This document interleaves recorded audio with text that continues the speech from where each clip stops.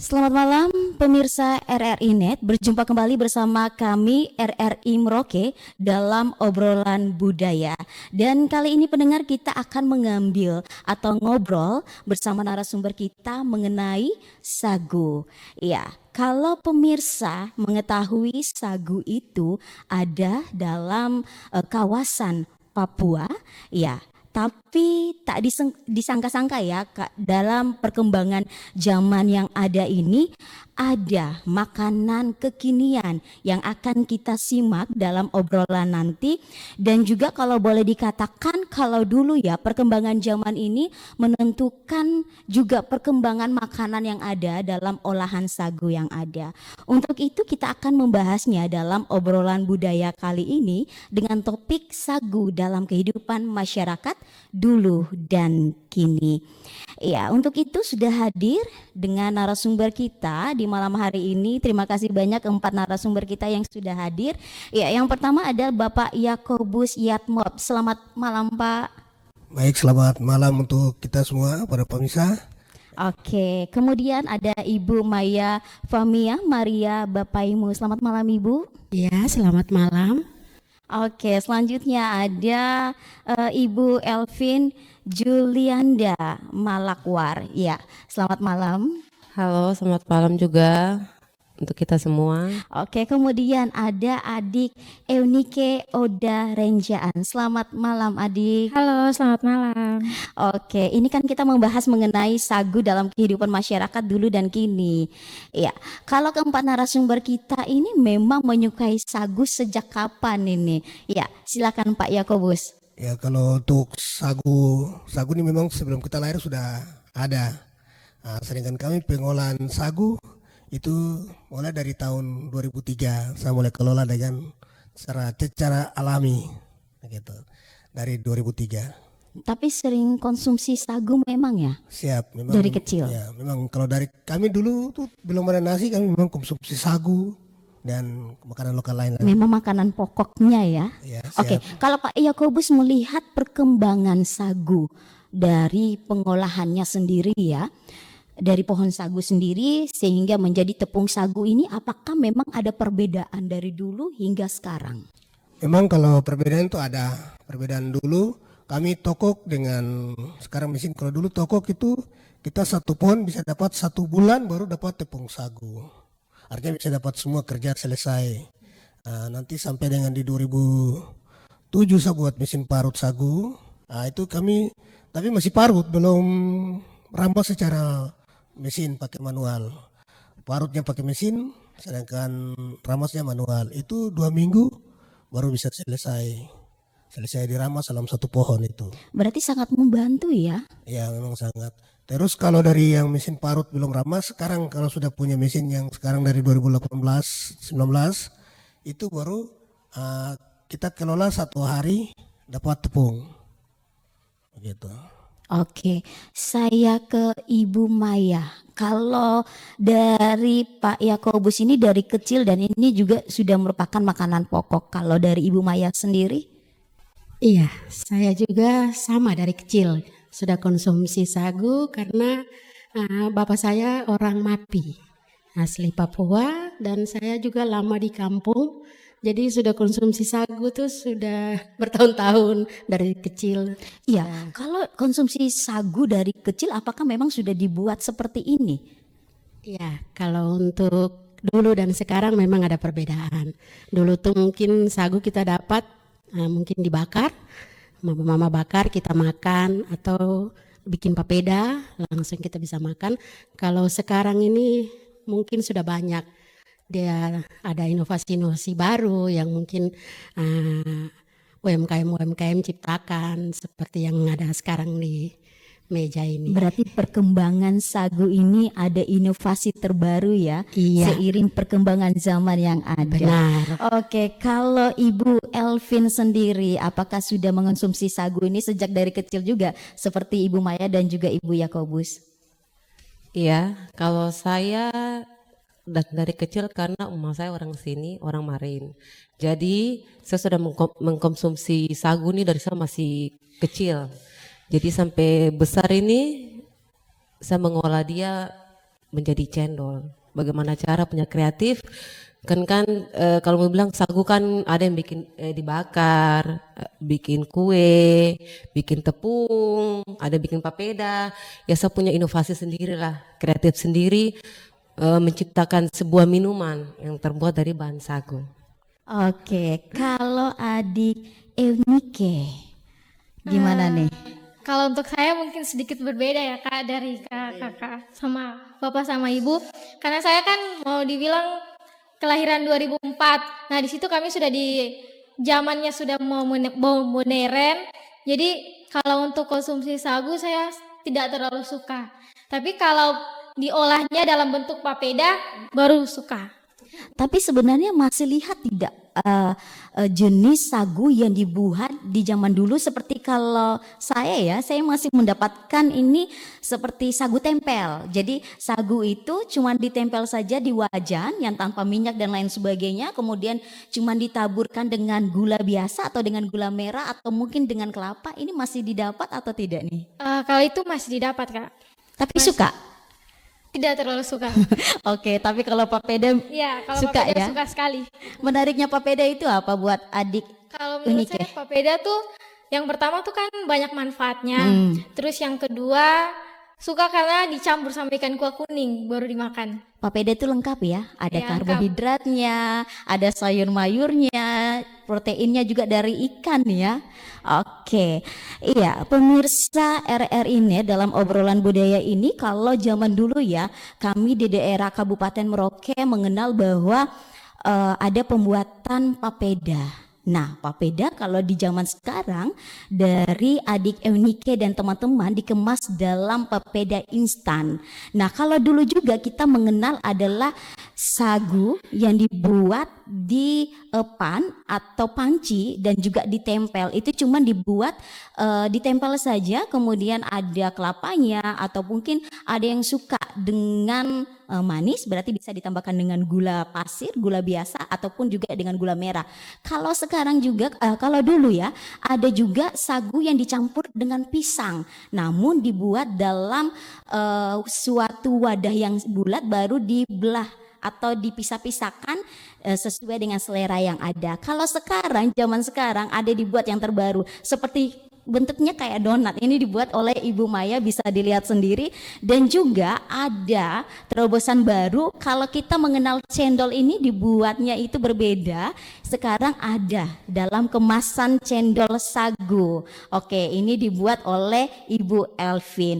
Nah, kalau zaman dulu ya kita melihat juga sagu ini warnanya kurang menarik hati kita ya. Nah, sekarang dibuat oleh Pak Yakobus, kemasannya sangat menarik dan warnanya juga sangat menarik, dan ini harganya juga sangat terjangkau. Oke, saya ke Pak Yakobus.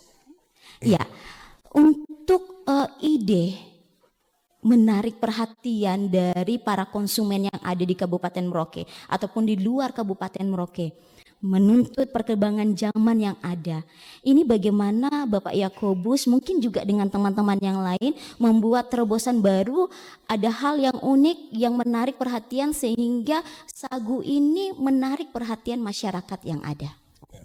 Baik, dulu tuh kan kami kerja sagu tuh cuma basah saja, sagu basah. Berjalannya dari 2003 sampai di 2018 itu masih sagu tepung basah. Nah, nanti di 2019-2020 baru kita berpikir bagaimana untuk sagu tuh dia bisa bertahan lama. Karena sagu basah itu dia cuma bertahan 2 minggu. Kalau dia lebih dari 2 minggu dia sudah keasaman, dia sudah berjamur. Nah, bagaimana supaya sagu basah itu dia bisa bertahan lama? Kami proses dengan pencucian, penjemuran, akhirnya membuatnya jadi halus. Untuk dikering, jemur dia kering, buatnya jadi halus supaya dia bisa bertahan dari 1 minggu, 1 bulan sampai bisa 1 tahun. Begitu. Wow, luar biasa, sampai 1 tahun ya? Siap Ibu. Iya, untuk kemasannya ini idenya dari mana sehingga mungkin bisa lebih menarik peminat?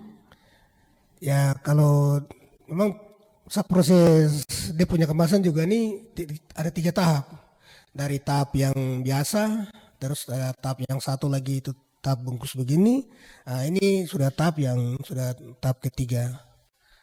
Jadi kalau tahap ketiga ini saya rasa sudah termasuk bagus sudah. Begitu. Karena kalau kita mau kemasan yang bagus, tapi kemasan nanti yang mahal, sedangkan harganya nanti ya harga sagunya kurang begitu ini.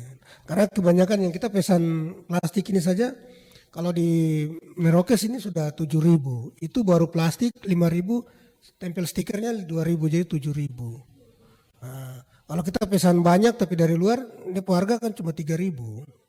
3.000 lah kemasan. Jadi saya rasa kalau namanya kan kita pengusaha, usaha tuh kita bukan mencari kerugian, ini mencari untung. Jadi biar yang standar, yang penting dilihat pandang, oh enak dilihat ya sudah.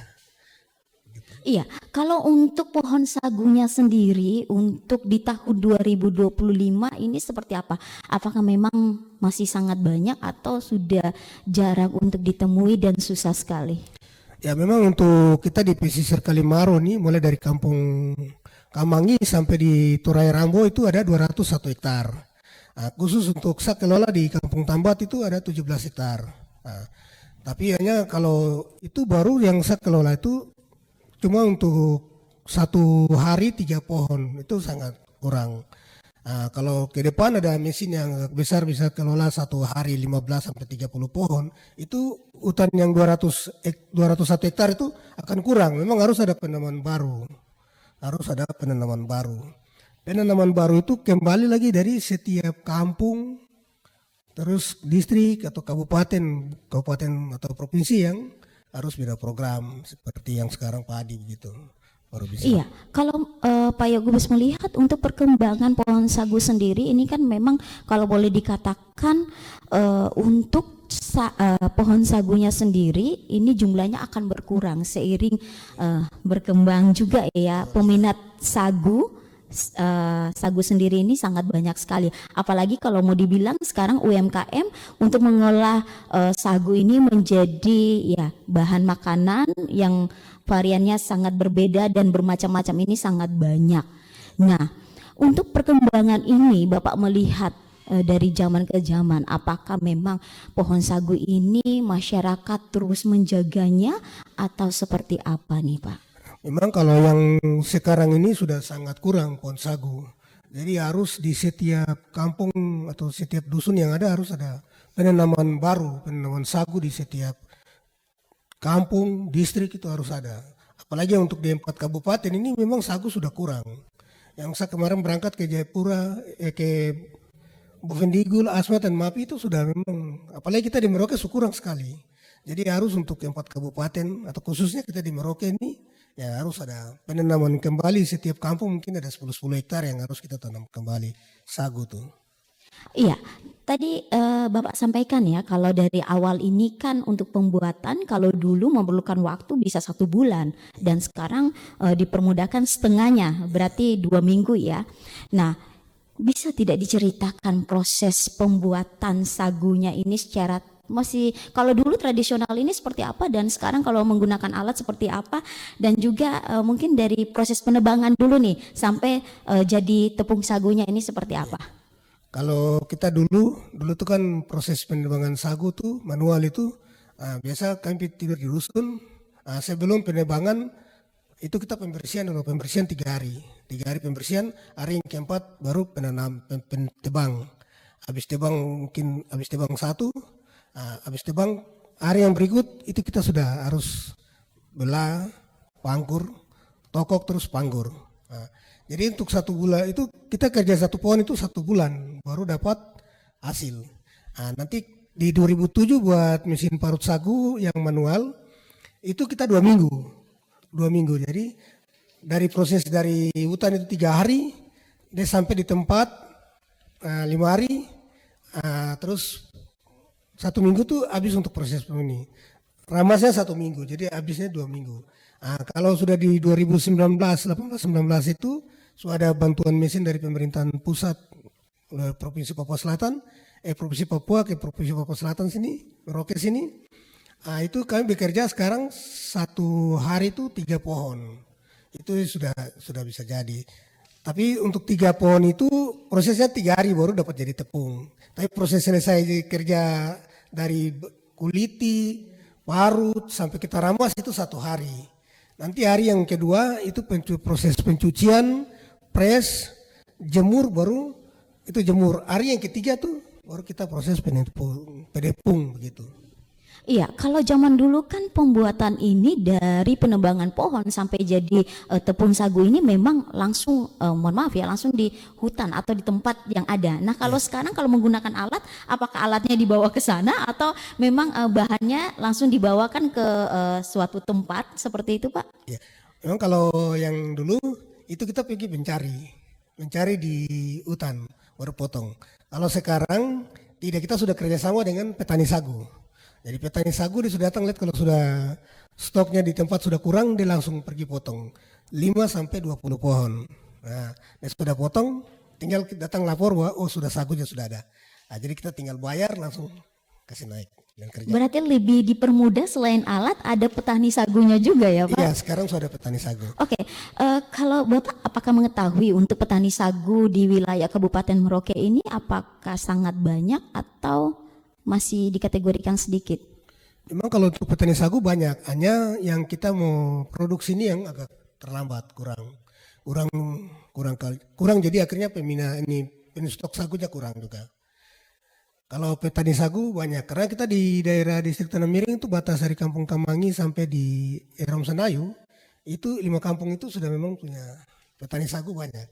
Itu untuk distrik Tanah Miring, kita belum ganding ke distrik yang lain. Oke, ada rencana untuk bisa menggait petani-petani yang di daerah lainnya lagi nih, Pak? Bisa kalau bisa, karena mesin kami ini kan masih kecil, stoknya masih kecil. Kalau dia besar, terus kita punya stok ini sudah bisa pelanggan banyak yang peminat, maka itu bisa tambah untuk kita bisa tambah kerjasama lagi di distrik lain begitu. Dan Tapi kalau untuk permintaan sagu sendiri untuk di kelompoknya Bapak ini, apakah permintaannya ini boleh dikatakan sangat banyak dan belum bisa untuk memadai semuanya atau seperti apa nih, Pak? memang kalau permintaan itu ada bulan-bulan tertentu. Jadi biasa kalau di bulan puasa atau pas Natal, bulan itu baru ada. Jadi boleh kalau di Natal itu di bulan 10, 11, 12 itu permintaan banyak. Dengan di masuk pasca dan Lebaran itu baru permintaan. Jadi itu cuma 2 itu saja event itu aja yang ada. Itu dia bisa kita kerja bisa 2 ton, 3 ton. Tapi kalau lewat dari itu kurang. Tapi rencananya ada ya untuk bisa lebih dari 2-3 ton ya? Sebenarnya bisa kalau kita punya stok sagu ini dia bisa keluar dari Papua Selatan keluar ke provinsi lain ya sangat baik. Karena ini juga bukan saya sendiri. Kita teman-teman kuliner juga sama. Mereka juga kalau punya permintaan ini bisa keluar ya. Kita juga artinya bisa mendapat hasil juga dengan baik. Iya, di tengah era sekarang ini di tahun 2025 ini sagu ini kan bukan saja peminatnya di kawasan Papua secara menyeluruh, tapi seluruh Indonesia ini juga membutuhkan sagu.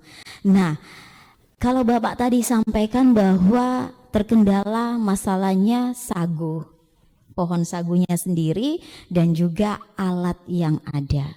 Nah, untuk mencapai semuanya itu, apakah permintaan ini juga bisa memadai dengan sumber daya manusia yang ada? Bisa, saya rasa bisa karena kalau untuk kita di Merauke saja itu sudah bisa untuk konsumsi untuk daerah Merauke itu bisa. Kalau kita untuk Provinsi Papua Selatan itu untuk 3 kampung lagi, tapi dan catatan harus setiap kabupaten yang di 4 kabupaten di Provinsi Papua atau kita di Merauke yang kampung-kampung yang ada harus ada punya mesin yang kayak saya lagi supaya itu bisa stoknya bisa banyak. Berarti sumber daya manusia untuk mengolahnya ini sudah tidak diragukan lagi ya, Pak? Ya, tergantung dari alat yang ada. Yang kalau sumber daya ini memang agak susah-susah juga. Tidak semua bisa, tidak bisa. Memang ada tapi kurang. Nah, tingkat kesulitannya di mana nih, Pak? Ya harus ada sosialisasi atau tidak harus ada perlu banyak pendampingan dalam arti kasih pelatihan baru bisa. Oke, harus ada pelatihan. Tapi kalau Pak Yakobus sudah pasti mau ya memberikan pelatihan Siap, kepada masyarakat Kabupaten Merauke ya. siap. Kalau untuk tahun kemarin memang saya sudah kasih pelatihan 4 kabupaten. Jadi Kabupaten Merauke, Bovendigul, Asmat dan Mapi. Gitu. Oke, perkembangan zaman yang menarik dari tepung sagu Pak Yakobus dengan tepung sagu yang dulunya ini selain kemasan, warnanya, apakah dari tekstur dan juga rasanya berbeda juga atau nilai plusnya apa nih Pak? Memang kalau dulu kita masih manual tokok dan ini memang dulu ya ini masalah higienis juga ya. Karena masalah higienis jadi kita harus kerja dengan baik, teliti terus proses alatnya juga harus yang higienis, stainless supaya bisa menjaga kualitas dengan baik. Itu yang kita jaga itu kualitasnya, bukan masalah enaknya, tidak masalah kualitas dulu. Karena orang lihat oh ya kalau kualitasnya bagus, modelnya akan sudah bagus gitu.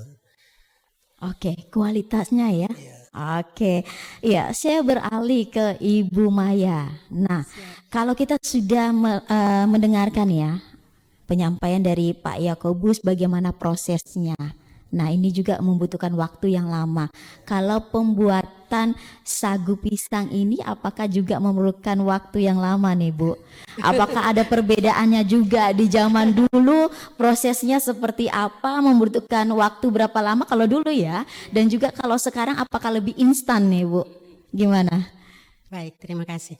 Untuk produk saya ini khususnya pisang sagu ini kalau di sini yang saya tahu orang Marin di sini bilangnya ndiam bahasa daerahnya, ya, mungkin per kampung beda-beda saya kurang tahu, tapi yang saya tahu dulunya itu dibuatnya itu di satu ini dibungkus daun pisang baru dikukus terus kemudian nanti dipotong-potong dimakannya pakai santan. Nah itu dulunya seperti begitu. Nah, kemudian saya ikut-ikut pameran, ada dilihat, oh ini sagu pisang, makannya harus kita ditaruh di piring, disiram dengan santan.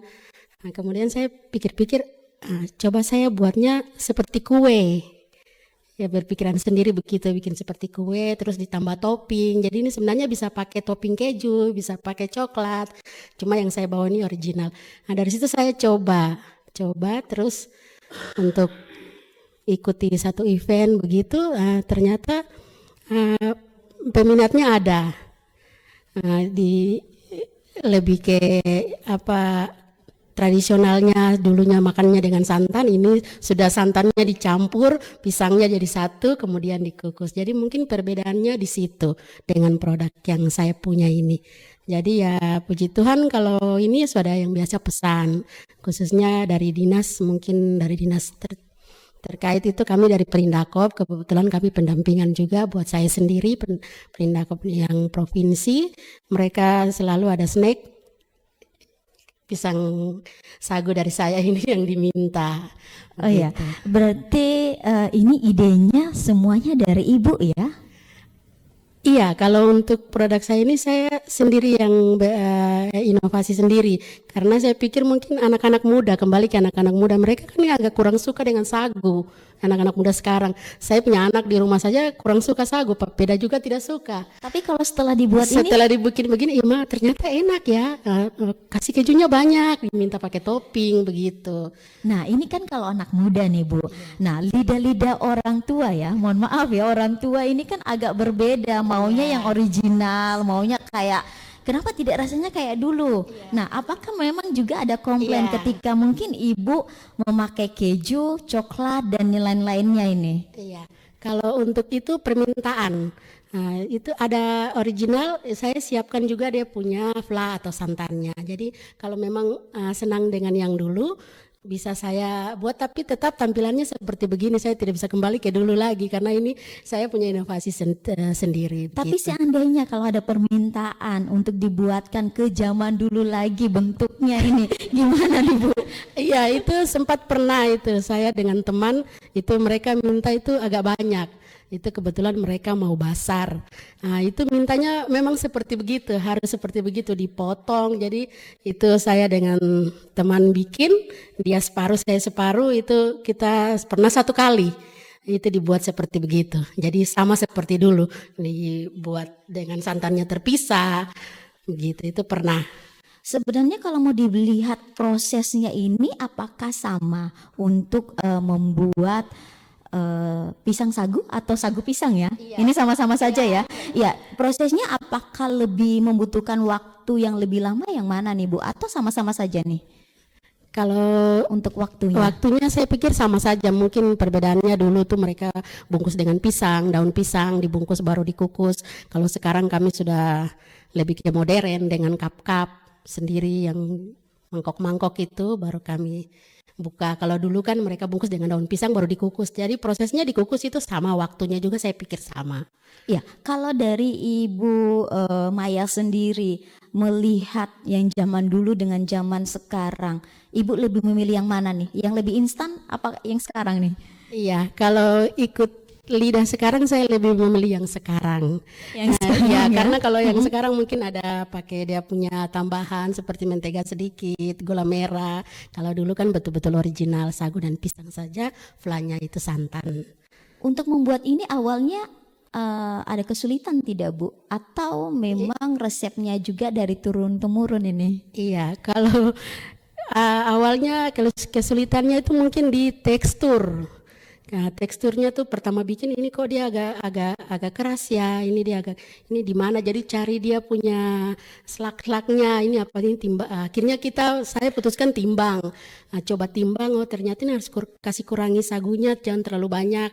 Harus pisangnya yang lebih banyak. Mungkin itu saja dia punya kesulitan-kesulitan yang saya hadapi. Berapa lama prosesnya untuk bisa mendapatkan tekstur yang diinginkan sampai sekarang ini? Percobaan berapa kali nih Bu? Iya, Gagalnya? kebetulan itu kita mau ke Jayapura ikut kegiatan dan mereka suruh bawa itu, jadi 1 minggu sebelum berangkat itu saya sudah coba. Jadi 1 minggu cari teksturnya yang pas itu kurang lebih 1 minggu. Jadi coba kita di dalam rumah makan dulu teksturnya yang pas bagaimana. Cuma tadi ini kesini saya sempat punya tepung sagu. Saya pikir belum pernah pakai tepung sagu ini, saya pakai sagu asli. Selama ini pakainya sagu asli. Tadi ini saya coba pakai ini, mungkin agak beda teksturnya, ternyata beda lagi kalau pakai tepung sagu yang sudah dikemas seperti begini. Kebetulan ada 1 kilo saya punya di rumah, saya beli dari toko Fiona. Ada bapak punya, ternyata bapak hadir di sini. Iya. Jadi ini produknya dari tepungnya bapak ini. Berarti memang ada perbedaan ya ketika Iya. menggunakan tepung sagu yang memang asli olahan yang memang masih memakai tradisional ya, Siap. ketimbang memakai alat Iya, ya. jadi tadi sempat saya, ternyata beda lagi. Berarti harus cari selaknya lagi nih kalau pakai tepung sagu, takarannya bagaimana? Tapi sekarang sudah dapat ya Bu. Iya. Oke, dari awal pembuatan pisang sagu ini, nah ini kan memang memerlukan waktu 1 minggu, dan apakah memang langsung diterima oleh masyarakat yang ada nih Bu? Iya, baik. Kalau masyarakat menerimanya, mungkin kalau yang saya alami, karena saya ini produknya kalau ada event-event tertentu saya tampilkan dengan yang orang-orang yang sudah pernah rasa dan selalu order. Jadi untuk selama ini saya jalankan untuk pesanan order itu ya peminatnya tidak terlalu banyak, tapi di kalangan orang-orang dewasa. Kalau untuk remaja atau anak-anak, peminatnya belum ada. Saya sempat juga kan di rumah ada punya jualan di depan rumah. Sempat taruh untuk anak-anak juga, mereka makan tapi tidak terlalu suka. Jadi kalau untuk peminat mungkin dengan olahan yang saya punya seperti pisang sagu ini mungkin tidak terlalu banyak, karena beberapa kali kami ikut-ikut event-event atau kegiatan-kegiatan, pembelinya tidak terlalu banyak. Jadi Iya, ini kan awalnya kan memang original. Nah, berapa lama Ibu bisa berinovasi untuk mendapatkan ide menambahkan keju, coklat dan lainnya?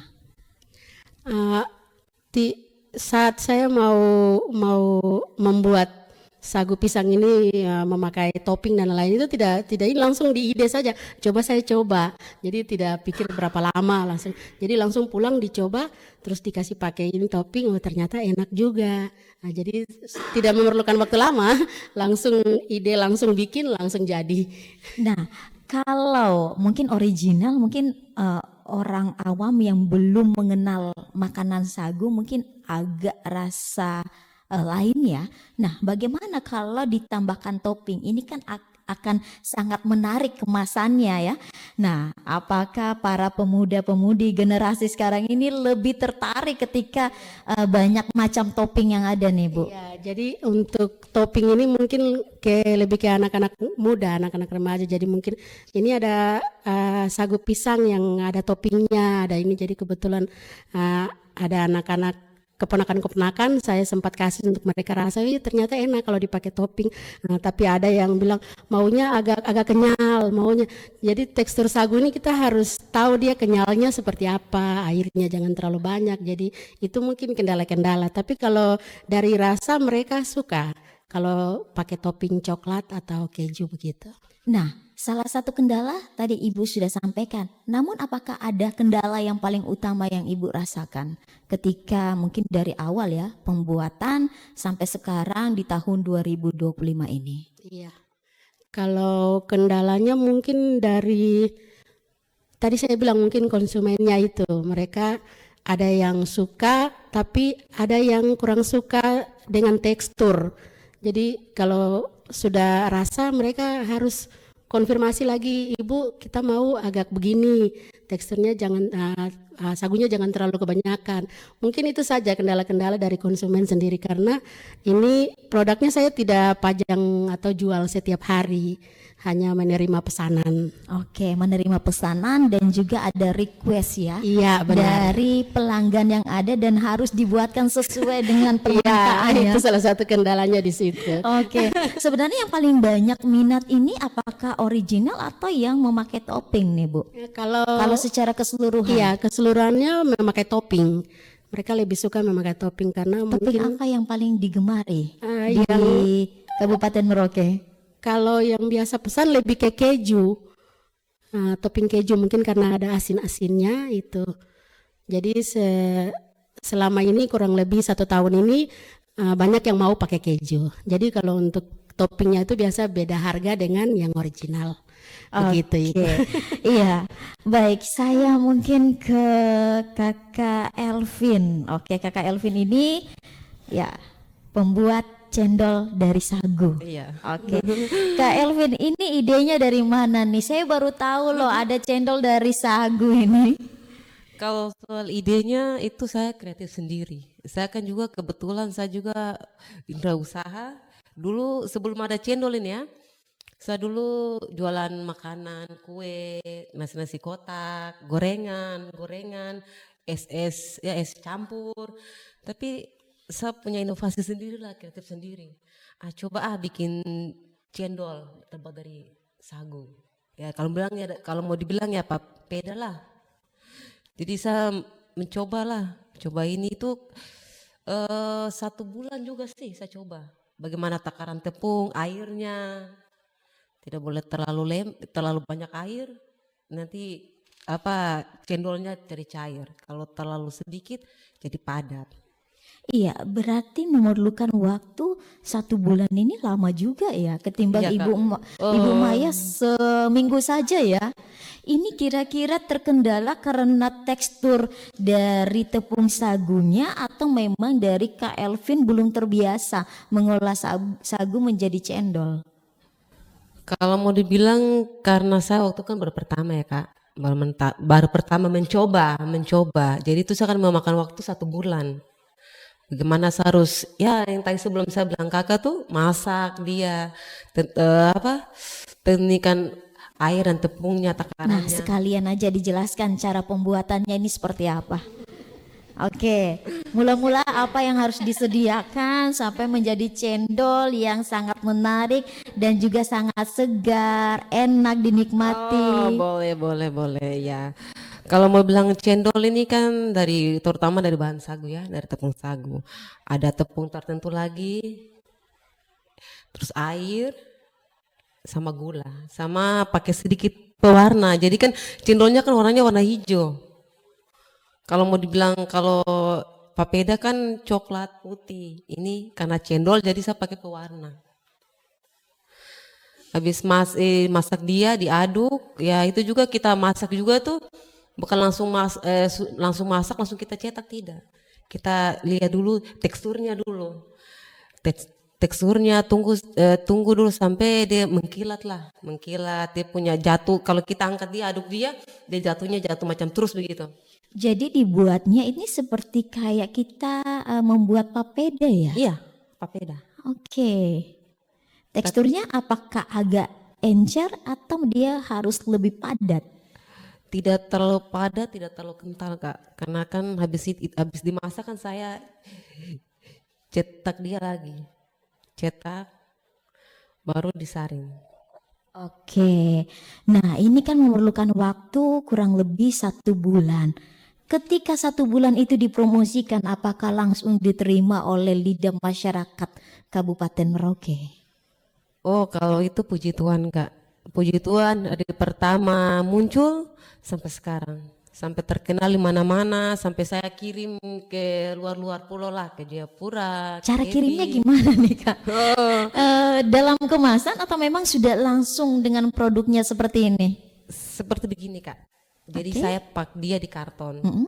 Jadi lewat bagasi, kadang kalau ini dititip di orang ditenteng. Apakah kemasannya ini dipisah sendiri, cendolnya sendiri, gula merahnya sendiri, kemudian ada tambahan santan ya, kalau tidak salah, kalau memang peminatnya memang mau santan dan lain sebagainya, atau memang sudah langsung pleng begini tanpa es batu? Sudah seperti begini Kak. Oh, Jadi seperti sudah begini dalam ya. kemasan seperti begini, sudah ada gula merah, sudah ada es batu, tapi es batunya sedikit. Karena kan kalau kita minum es batunya kalau cair kan dia sudah tidak terlalu manis. Jadi kadang dia punya teksturnya begini, takaran gula merahnya seperti begini. Jadi nanti kalau mereka bawa pulang ke rumah kalau terlalu manis, saya suka bilang Kak nanti ditambahkan lah ya es batunya. Karena itu sesuai takaran. Oke, berarti ketika sampai di tempat tujuan langsung bisa dinikmati ya. Nah, ketika awal tadi Ibu Elvin mengatakan bahwa ini langsung diterima nih di lidah masyarakat yang ada. Nah, namun apakah dari perkembangan ya, mulai dari dijual dan sampai di sekarang ini, apakah memang ada perbedaannya dari kemasan ataupun mungkin dari rasanya, teksturnya dan lain sebagainya? Iya Kak. Sampai sekarang puji Tuhan masih seperti begini. Masih disuka, disenangi sama semua orang.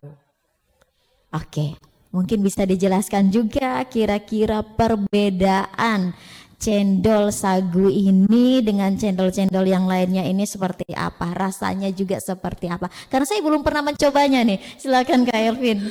Oh kalau Kak belum mencoba, Kak mungkin nanti sebentar bisa mencoba ya. Boleh. Iya, gimana nih, berikan gambaran sedikit aja. Gambaran sedikit tuh dari ini, kalau mau dibilang tuh kayak apa keunikannya ya, kalau mau dibandingkan saya punya cendol sama cendol-cendol lain kan masing-masing orang ya kayak seleranya. Kalau saya punya nih kan bukan pakai santan Kak, pakai susu ultra. Jadi dari pertama saya jualan dari 2019 sampai 2025 saat ini masih tetap pakai susu ultra. Oke, menggunakan susu berarti budgetnya bisa lebih nih ya.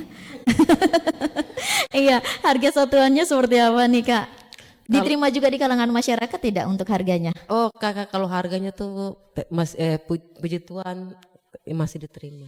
20.000 1 cup ini Kak. Dan ini pun kalau iya ini Bapak dulu pertama saya jualan ini ambil tepung di Bapak ya. Langganannya Bapak. Pak ya. Eko Fisik, bagaimana rasanya untuk cendol sagu ini? Ya memang cendol sagu ini pertama dibuat itu ibu dia langsung promosi. Banyak Bus tolong dulu mungkin rasa kira-kira bagaimana, mungkin bisa nilainya bagaimana, baik atau enak atau tidak. Jadi sudah saya datang pas antar teman-teman kita mulai promosi tuh, datang mulai rasa, bagus, ini sudah bagus. Ya dulu memang dia punya takaran memang sudah pas, tapi harganya saja yang dulu tuh 15.000 dari pertama ya. Pertama dibuat 15.000. Oh ini enak. Ini kalau kita bagi di satu gelas ini, bagi di mangkok di gelas itu bisa dapat 3. Jadi bagus ini kalau harganya begitu. Menurut Pak Yakobus sendiri ya, bukan karena Ibu Elvin ada di sini ya. Lidah orang Papua kalau menerima cendol sagu ini seperti apa nih Pak? Ya, saya sangat dukung dan sangat senang, sangat favorit terus. Karena apa? Kalau kita ada 3 orang beli 2 atau ada 4 orang kita beli 2 saya sudah bisa semua dapat. Nah, kelebihannya tuh di situ. Biar harganya Kemasannya sangat ya besar juga ya. Iya, besar jadi. Kenyang ya Pak ya. Iya, kalau dibandingkan dengan cendol biasa, Pak Yakobus memilih yang mana? Ya kalau ya sebelum dulu belum bisa bikin sagu menjadi cendol, itu memang cendol biasa memang dulu ada. Nah, sekarang begitu sagu sudah bisa jadi cendol ya orang lebih laris ke cendol sagu begitu. Oke, saya kembali ke Ibu Elvin. Rahasia di balik cendol sagu ini apa? Rahasianya tuh biar kalau mau dibilang nih kayaknya simpel aja ya. Ah ini cuma cendol-cendol biasa doang saja kok. Kok mahal ya 20 ya. Tapi rasa dulu ya, coba dulu. Pasti minta tambah.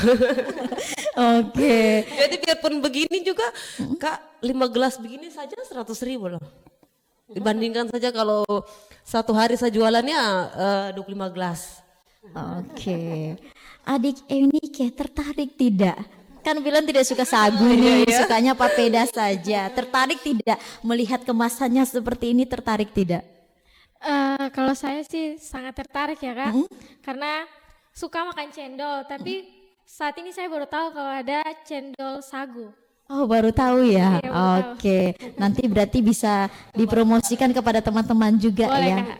Oke. Dan juga bisa mungkin memberikan inovasi juga, inspirasi kepada adik Eunike ya, dengan teman-teman bisa menceritakan bahwa inilah keunikan sagu yang ada. Kita bisa mengolahnya lebih banyak lagi varian yang ada ya. Bukan saja mungkin papeda instan dan juga bukan cendol, tapi ada yang lainnya lagi. Oke, mungkin saya beralih ke adik Eunike. Nah, kalau kita melihat papeda ini dikenal oleh masyarakat ya, terutama saya juga kaget ketika mengetahui ada papeda instan. Saya bertanya-tanya dalam pikiran saya juga, ini papeda instan seperti apa sih dan juga bertahan lama bagaimana? Nah, mungkin bisa diceritakan oleh adik Eunike bagaimana bisa ada ide untuk membuat papeda instan. Apakah memang seperti yang adik Eunike sampaikan, suka dan sangat suka makan papeda? Oke. Oke, baik Kak. Pertama tuh ide papeda instan ini berasal dari dosen kami. Jadi awalnya kami kan punya tim untuk mau ikut namanya P2MW kemarin. Nah di situ dosen menawarkan kami, saya sama ada beberapa teman, terus ditawarkan kalian punya ide tidak apa yang bisa dibuat untuk kita ikut promosi ke P2MW ini. Terus di situ kami masih bingung tuh mau buat produk apa. Terus di situ dosen kami ini ngajak, ibu punya ide tapi ibu tidak tahu cara mengolahnya, nanti kalian yang mengolahnya. Terus kami nanya apa itu Bu? Ibu bilang, kan ibu bukan orang sini, ibu orang dari luar. Jadi ibu juga pengen punya oleh-oleh dari sini ke sana. Kan biasanya kalau pulang ke Palembang selalu ditanya, mana bawa papeda tidak, bawa papeda tidak. Nah dari situ kami digembleng sama dosen kami ini untuk buat papeda instan ini, gitu Kak. Oke, idenya dari dosen yang ada. Nah, mengapa sampai para mahasiswa yang ada ini mau juga ikut ide dari dosen yang ada ini? Kan kalau mau dipikir-pikir, ngapain sih? Mendingan saya buat yang lain aja. Apalagi kan masih muda ya. Gimana nih, Dek? Kalau untuk teman-teman saya kurang tahu ya Kak. Kalau untuk saya pribadi, saya mau ikut karena kemarin itu kemungkinan kami lolos, kami akan berangkat. Dan puji Tuhan kami kemarin berangkat ke Kendari untuk mempromosikan produk ini Kak. Oke, mungkin masyarakat juga ingin mengetahui proses pembuatannya ini seperti apa. Dan di dalamnya ini ada apa-apa saja? Oke Kak, di dalam sagu ini, di dalam kemasan ini ada sagu, bumbu ikan kuah kuning, cabe, sama ada ikan kering. Jadi ikannya itu saya jelaskan langsung ya Kak prosesnya. Iya, siap. Jadi ikan itu kan biasanya kita makan itu ikannya kan masih segar. Tapi yang di dalam kemasan ini kami olahnya itu ikan cakalang, kami goreng. Setelah digoreng, suwir-suwir, setelah itu dipanaskan di oven sampai betul-betul kering baru kami masukkan ke kemasan gitu Kak. Jadi bisa bertahan lama. Bertahan lama kira-kira berapa lama nih? Ini sudah kami uji kemarin tuh 6 bulan lebih bisa bertahan lama. 6 bulan lebih. Nah, di dalam kemasan ini kan ada sagunya. Apakah sagunya ini harus kami olah lagi ketika penikmat papeda instan ini mau makan? Apakah harus diseduh juga? Ada dengan takaran berapa mili, cc dan lain sebagainya untuk airnya? Oke Kak, kalau untuk sagu di dalam ini masih dalam kemasan tepung. Oh, tepung sagu. Iya. Oke, berarti kalau mau dibilang untuk masyarakat awam yang mau buat papeda menggunakan papeda instan ini, berarti apakah ada caranya untuk pembuatannya sehingga bisa mengetahui? Karena mohon maaf ya Dek, kami saja yang sering membuat papeda, kadang-kadang juga kalau tekstur sagunya kadang-kadang kan ada yang memang encer sekali, walaupun kita sudah kurangi airnya. Ini bagaimana? Apakah memang ada tutorial atau mungkin caranya, bagaimana cara mengolahnya untuk di dalamnya? Untuk cara pembuatannya tuh ada di belakang kemasannya Kak. Jadi step by stepnya sudah ditulis. Jadi tinggal konsumen ngikut aja Kak. Gitu. Ya, berarti lebih mempermudah ya. Untuk rasanya ini apakah menjamin untuk kelezatannya ini tidak mengurangi nilai dari papeda itu sendiri? Kalau kita kan maunya tuh kan papeda dinikmati dengan kuah ikan kuning yang sangat segar, ditambah dengan mungkin sambalnya dan juga sayur mayur yang ada. Bagaimana nih Dek kalau untuk di dalamnya? Kalau di dalamnya kan yang kita ketahui bersama kan kalau papeda itu kan biasanya pakai ikan yang segar Kak. Jadi otomatis pasti rasanya tuh sedikit beda dari ikan yang sudah kering terus dimasak lagi pakai bumbunya. Jadi kalau menurut saya sama enak kalau menurut saya. Kalau untuk peminat yang lain katanya sih sama enaknya Kak. Sama enaknya karena papeda instan ini juga harganya terjangkau. Karena kan katanya kalau di pasar 20.000 itu sudah bisa, itu hanya dapat sagunya saja. Tapi di dalam kemasan papeda instan ini sudah ada ikan sekalian bumbunya. Gitu Kak. Iya, berarti ketika membeli satu papeda instan ini langsung bisa dinikmati secara lengkap ya. Ini juga bisa menjadi rekomendasi ya bagi pemirsa RRI Net yang mungkin penasaran dengan rasa papeda dari Papua itu seperti apa, bisa dicoba ya. Ada dari mahasiswa yang ada di Kabupaten Merauke yang sudah mengemas papeda instan ini. Ya, kalau kendalanya sendiri untuk papeda instan ini, kendalanya seperti apa nih, Dek? Kami kendalanya tuh karena pengeringan sagu Kak. Kan kita tahu kalau di Merauke ini tuh panas sama hujan itu tidak bisa kita perkirakan. Jadi kami sering kendalanya karena pengeringan sagunya itu Kak. Oke, pengeringan sagunya ya. Tapi kalau untuk lain sebagainya masih aman-aman saja ya? Iya Kak, masih aman kalau untuk yang lain-lain. Iya, ini papeda sagu apakah cuma dipromosikan di Kabupaten Merauke atau sudah sampai ke luar daerah?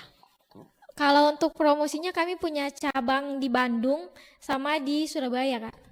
Cabang di Bandung dan Surabaya. Bukan cabang, kami bekerja sama. Oke, bekerja sama. Untuk peminatnya ini apakah bisa diterima oleh masyarakat secara umum yang ada baik di Kabupaten Merauke ataupun di luar Kabupaten Merauke? Kalau di luar Kabupaten Merauke Kak, diterima secara baik, puji Tuhan diterima secara baik. Tapi kalau yang di Merauke sini, kalau mau dibilang kan di sini kan banyak sagu ya Kak, jadi mereka kayak ih kemahalan karena harganya kayak gitu Kak. Tapi dengan lama kelamaan bisa diterima. Kami sudah bekerja sama juga dengan toko Papua Oleo itu Kak. Di situ. Iya, tapi kalau mau dibilang mahal, Sedangkan ini sudah instan, sudah dikemas dan juga menjadi satu. Kayaknya tinggal makan aja, tinggal dibuat, tinggal makan aja menjadi ya bahan yang bisa dikategorikan sangat murah juga ya. Oke, saya kembali ke Pak Yakobus melihat kita sudah mendengarkan dari Ibu Maya, Ibu Elvin dan juga adik Eunike ya terkait dengan pengolahan sagu yang ada. Nah, kalau mau dilihat kita mengambil contoh sampel yang ada dari 3 ini bahwa peminat dari sagu yang ada ini memang cukup familiar dan juga dapat diterima oleh masyarakat yang ada. Namun bagaimana untuk pengolahan sagu yang ada untuk generasi muda? Apakah memang ada penerusnya untuk sekarang ini? Ya kalau untuk sekarang generasi sekarang atau yang sudah dikasih pelatihan memang sudah ada sudah ada yang kerja. Hanya yang memang tadi adik bilang proses pengerengnya memang benar. Kalau proses pengereng ini sekarang kita pakai alam yaitu matahari. Mudah-mudahan mungkin ya bulan 2 ke depan mungkin sudah ada oven untuk penjemuran sagu. Kalau sudah ada oven penjemuran sagu, yang jelas stok sudah bisa banyak dan sudah tidak terlalu pusing lagi untuk kita cari tepung sagu lagi, sudah tidak susah-susah lagi. Hanya di dalam 3 bulan ini memang musim hujan ya, jadi memang proses pengeringan sagu memang agak sulit. Tapi kalau 2 bulan ke depan kalau saya sudah buat oven sagu ya, saya rasa sudah tidak susah lagi untuk tepung sagu.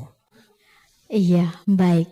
Sebuah obrolan yang sangat menarik mengenai sagu, kita bisa melihat ya perkembangan kalau dari dulu ke sekarang ini seperti apa.